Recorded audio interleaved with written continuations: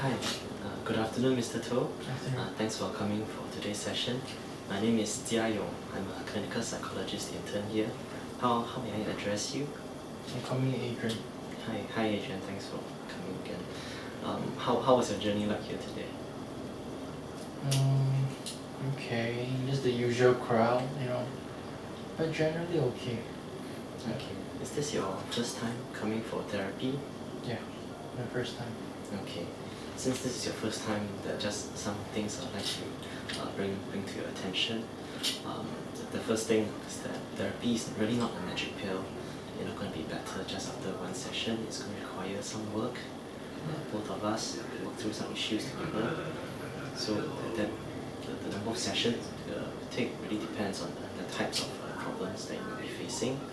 And the second thing is about confidentiality. I just want to assure you that whatever we discuss here is going to be kept between the two of us as well as my full supervisor. This is so that we can ensure the best possible care for you. However, if in the course of therapy there's any risk that you might hurt yourself or you might hurt other people, then I might need to break confidentiality. But it's really for your safety as well as for the safety of people around you. And the third thing I want to bring to your attention is that this is not going to be a downloading session. It's going to be collaborative, meaning that two of us are going to be working together because really you're the expert in your own life. And what I'm bringing forth here is really some research and some theory so that we can make an assessment of the issues that you're facing and how we can move on from there. Sure. Okay. So I'll be taking the next hour or so, asking you quite a number of questions. Some questions could be a bit personal. It might make you feel a bit uncomfortable. If it does, just let me know. We could take a break or we could see what we could do. Sure. Yeah, but your honest responses would really help in making a very comprehensive assessment on how to tackle some of the concerns you might have. Okay. So before we begin, just need to ask you a couple of questions to find out more about you. How old are you this year? 27. Okay, 27 this year. Currently, what's your occupation? No, I'm not working. Okay. I'm a student. I've been working on my PhD for the last 3 years. Okay. So 1 more year to go. I see. Are you married? Yeah. Okay. What are your current living arrangements like? Are you living with your parents or living on your own? I live with my mom. Okay. My dad and mom, they divorced and they live apart. Yeah. I see. Could you tell me a bit more about what brought you here today?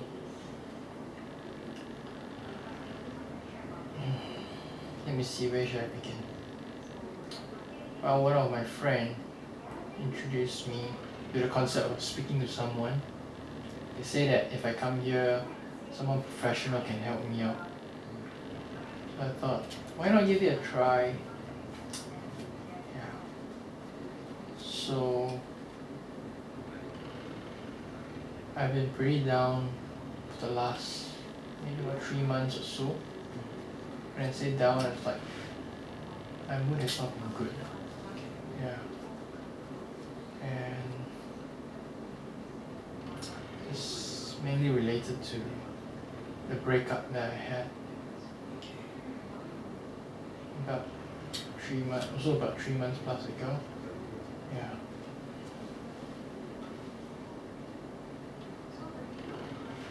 I just got difficulty accepting this breakup. It sounds really difficult. Yeah. I mean, my girlfriend, my ex-girlfriend, we've been dating since 10 years ago when I was just 17.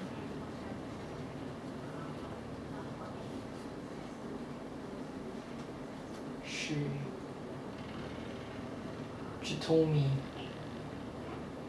that she's 3 months pregnant with someone else's kid. And I don't understand. I was just really confused what's happening. And she shared that they've been actually seeing each other behind my back for the last 1 year. She blames me that, because I was always so busy with my PhD, with my research, with my schoolwork, that I don't have time to spend with her. And she works as a lawyer. So she works till late, and this guy, her colleague, has more time to be with her. Is more capable. Is working, is earning. And I'm not.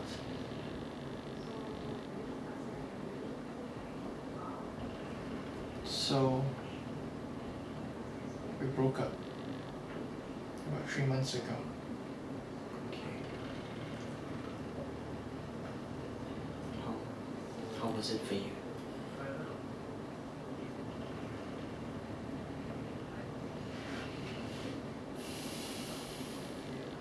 I was in a state of shock. I wish it was just a bad nightmare and all of this are not real. I wished. But when the reality sunk in, my heart was just so broken. Yeah. It sounds like a really, really low point in your life right now. I mean, I have other low points in life as well, but nothing as low as this. I mean, I failed like in exams, I failed driving tests. I passed only at my 4th attempt. I mean, those were also low points, but not as low as this one. My father left for another woman. That was also another low point in my life, but not as low as this one where 10 years of relationship, 10 years of closeness, and it was just broken. It was betrayal. I just can't understand. But I need to accept it. But it's so hard to accept.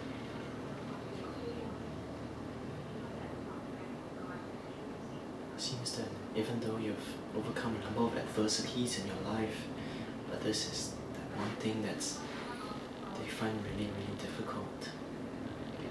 Yeah. How has this incident impacted you? It just makes me don't feel like doing anything.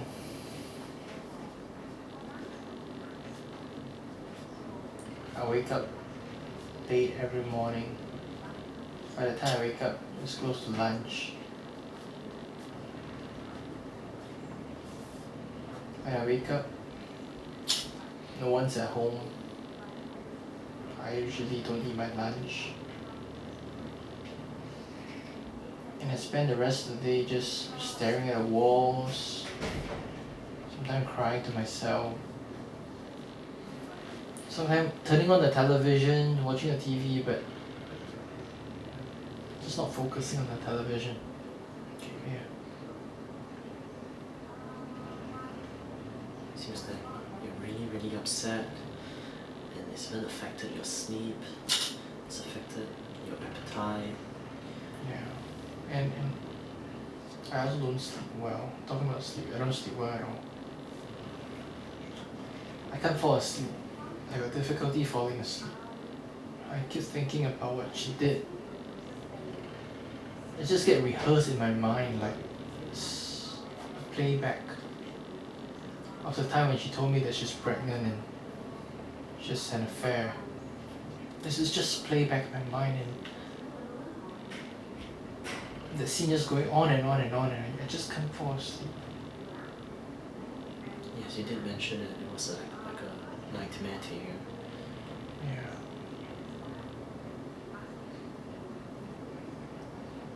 So as a result of the funny sleep pattern I have, I've not been going to school. I've got like a few articles to rush out for my work, but it sits there. I didn't do anything about it.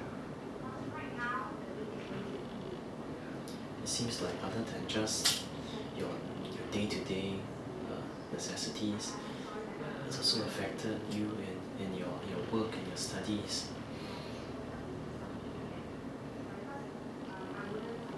Yeah. I just shut myself up at home. And I don't know when this pain will go away.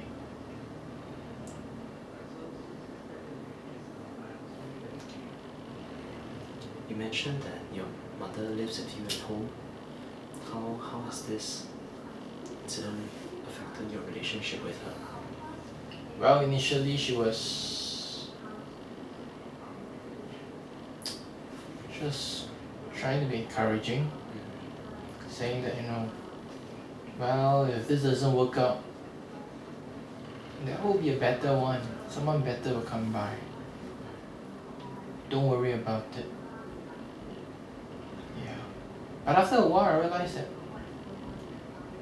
that is a future that I cannot see.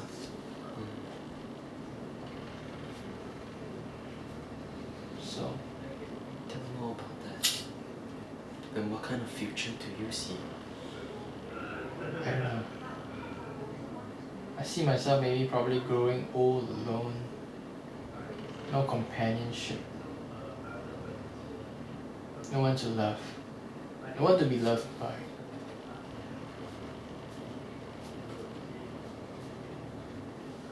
Why is it that you think that there's no one to love and there's no one to be loved by? I don't know. It's just a thought because of what happened. Would it be okay if I share some of my thoughts with you and you could tell me if that was the reason for it? Sure. I was just wondering, as a result of this relationship of yours that lasted 10 years, and the fact that she might have been comparing you with someone else in her current firm, that affected the way that you view yourself, your worthiness. Would that be right? That affected your worthiness to love and be loved. I guess so. Possibly. Yeah. Yeah, but lately my mom has been trying to push me to go back to do my work. But I just can't find the strength to do so. I wanted to pursue a PhD so that I can find a good job in the area of physics.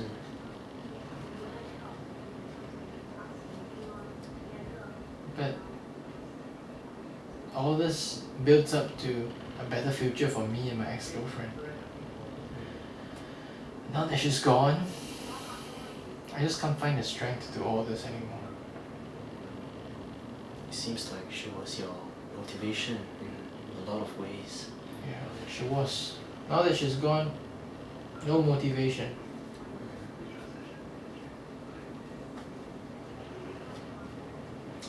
Yeah.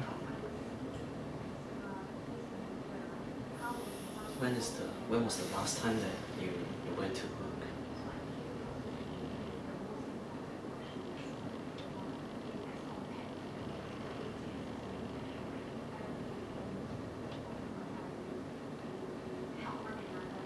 I can't remember. Probably 2 months ago. I just dropped in. Okay. Yeah.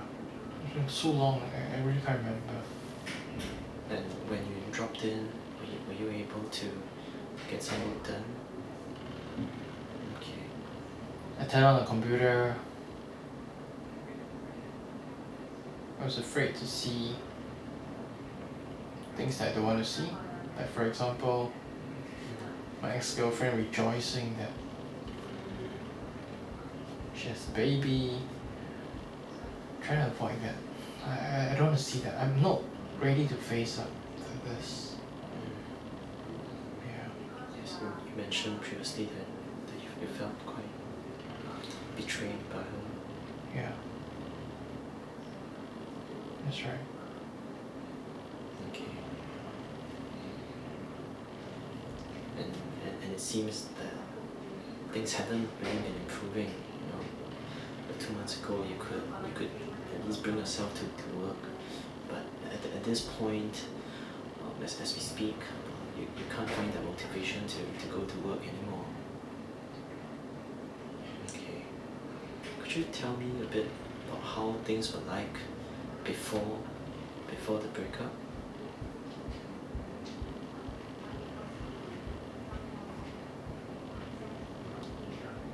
We will meet up probably once a week or once in every 2 weeks.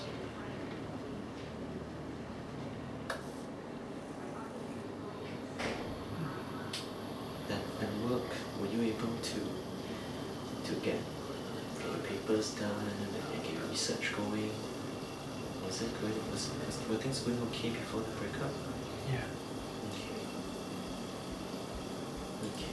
Yeah. I think I was really excited about the work I'm doing. Yeah, I was. Okay. I'll be asking some specific questions to really get a better picture.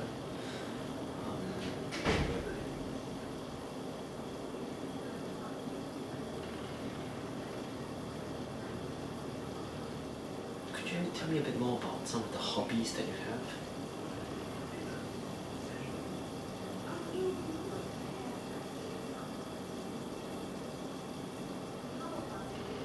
Hobbies.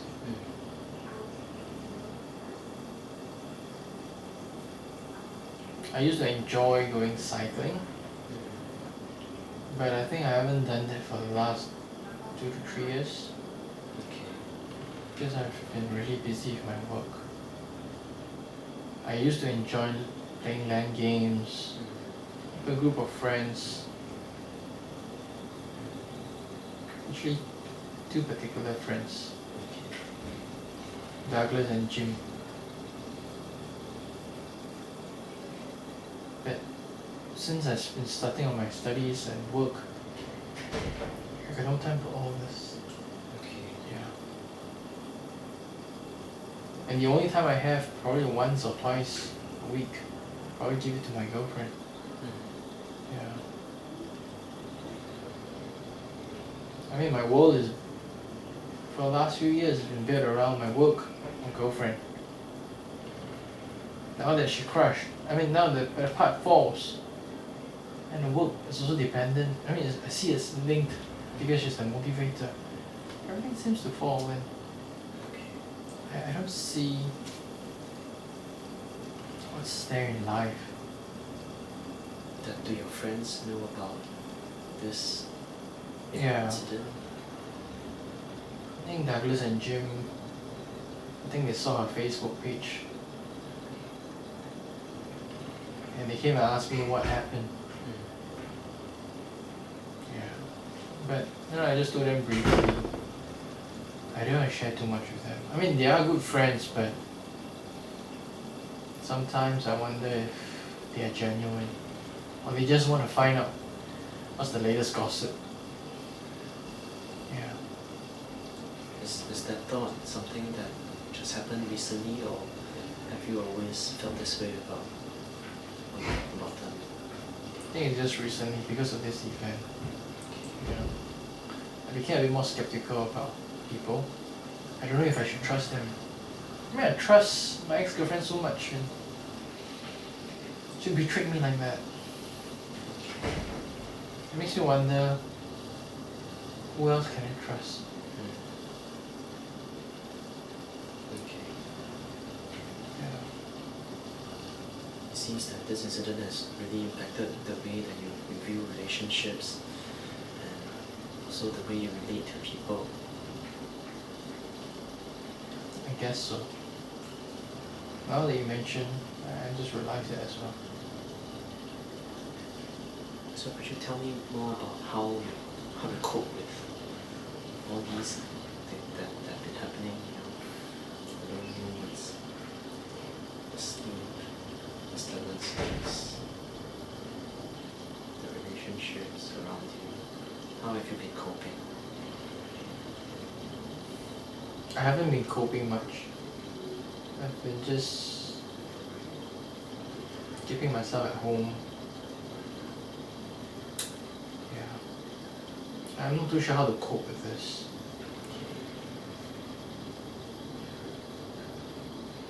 Yeah.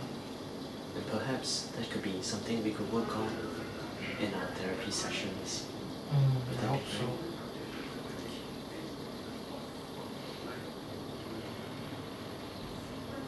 Throughout these 3 months since the incident has happened, have you felt particularly anxious or fearful of anything? For example? Sometimes it comes in the form of feeling a bit breathless, or it could be your heart beating a bit faster, it could be a bit dizzy. Have you had any of such sensations or thoughts? Breathless only when I cry until I couldn't catch my breath. But no, there's no increase in heartbeat or anything like that. Okay. Yeah, no other sensation. I see. Yeah. And during this period, have there been certain points where you suddenly felt a surge of energy, that you could get a lot of things done, and you suddenly felt that your moods were lifted up? Have you had any such experiences? I wish there were, but it's been down. Okay. Yeah, I can't even bring myself up to do anything that's fruitful. Sometimes I despise myself for that as well. Okay. I worry that if I continue like that, I might get kicked out of the program, Okay. I can't bring myself up to do anything fruitful.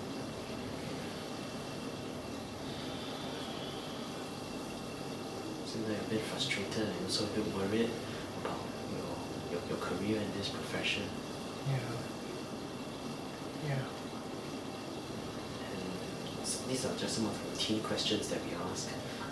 Have you had any thoughts that you felt that people planted in your head, or certain images that you're not supposed to see, or voices you're not supposed to hear? No. Okay. Sometimes when people get really upset or feel really sad, they might actually hurt themselves or have plans to hurt themselves or other people. Do you have any of these experiences?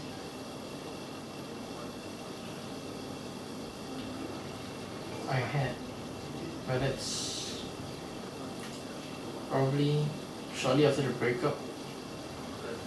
I thought I see my world has fallen, so I walked to the kitchen window. I look out the window. I see the sky. It was beautiful. And sometimes I wish that I'm on the other side of it. And I opened the window grill. I wanted to jump. At that moment, I saw the bamboo sticks with the clothes hanging, and it reminds me of my mom. She put in so much effort in wanting to ensure that all my needs are being met. Like make sure the clothes are being ironed, washed. She's been taking care of me for so many years. If I were to go like that, she'd be devastated. And I think it would be very selfish of me if I do that. seems like your mom is a really important figure in your life. Yeah, she worked hard just to raise me up.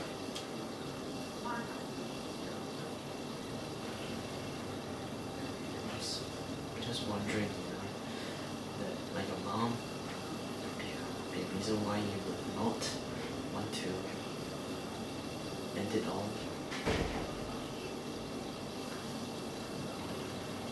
Yeah. She was the reason. Why would that be so?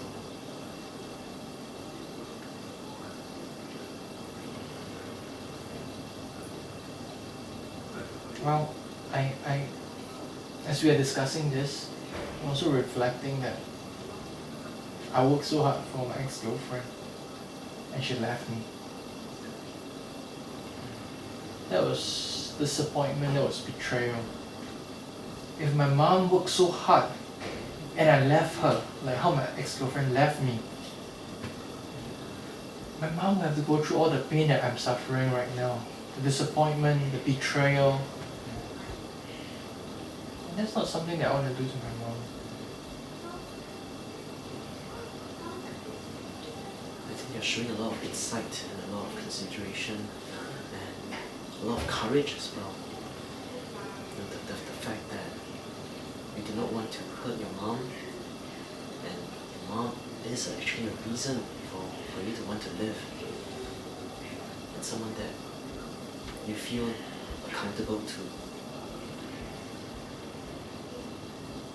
Yeah. I guess you're right.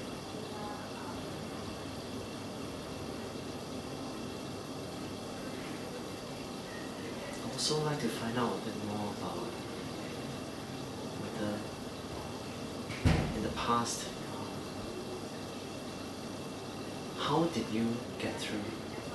You mentioned 2 incidents, which is one when your father left you, as well as your driving test. How did you manage to get over these obstacles?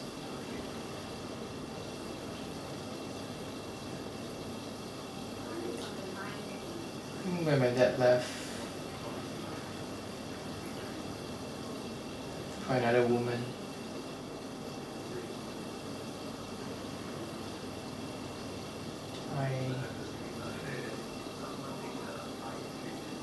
I just cope by being busy. So busy that I have him out of the picture. Yeah. For the test that I failed,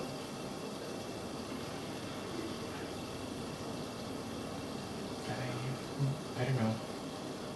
Just reapply, take again, fail again, just keep trying.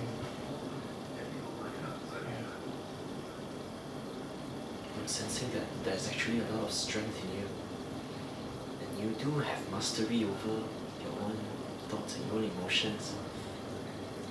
And for your father leaving you, I could only imagine how difficult a time it must have been for you. And in spite of that, you managed to overcome it. You were able to control how you felt, and you moved past it. And same for failing your driving test multiple times. You kept at it, determined, and eventually you pulled through. And even today, this very act of you coming forth, sharing all that you have shared with me, the concerns that you have, I think all these, it takes strength and courage, and it really goes to show that you do want to get better.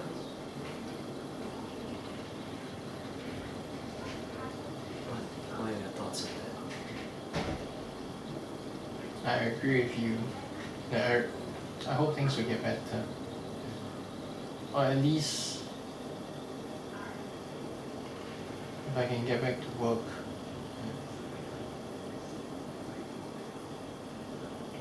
But as we talk, I'm also wondering how. I don't get a clear picture about how I can do it. But like you said earlier on, this is not a magic pill where we can resolve it. I guess we can give ourselves more time. On that same note, for all the symptoms of all the issues that you've brought up today, the sleep, the low moods, the appetite, the interests, and the fatigue and lack of energy, you did mention quite a bit about getting back to work. Would that be the main thing or the first thing you would like to work on? Or is there something else you'd like to tell me about?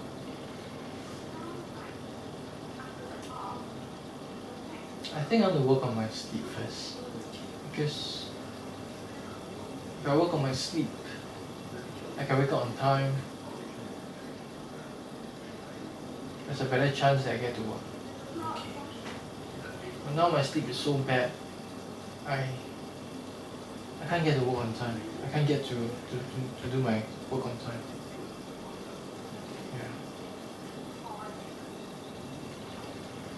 So maybe, I think maybe, if I improve my sleep, things might be better. I must say, it is very encouraging that you've seen some hope in this, that you're able to bring up this goal that you have and see a path to getting out of this. And that, I can say it's one of your strengths. And over the next few sessions, we will definitely be working on this. Okay. We'll be going through some goals, how we can go to achieve them. And I'd also like to let you know that my impression from this initial assessment is that you've been exhibiting some depressive symptoms. Well, it's normal, in fact. Many of us, we have fluctuations in moods day to day. Sometimes we get stuck in these low moods, and it gets a bit difficult to get ourselves out of it. But it doesn't mean that we are crazy. In fact, depressive symptoms, they are really like common flu and emotional problems. And it's something that many people have been able to work through and recovered from it. So that is something that we can look forward to achieving, and we'll definitely need to work through in the sessions to come. Okay. Are there any other issues that you'd like to bring to my attention, or any feedback you'd like to give me at this point? I think nothing for now. Okay. With that, we'll be spending the next bit of time going through some of your life history, as well as the other aspects of your life.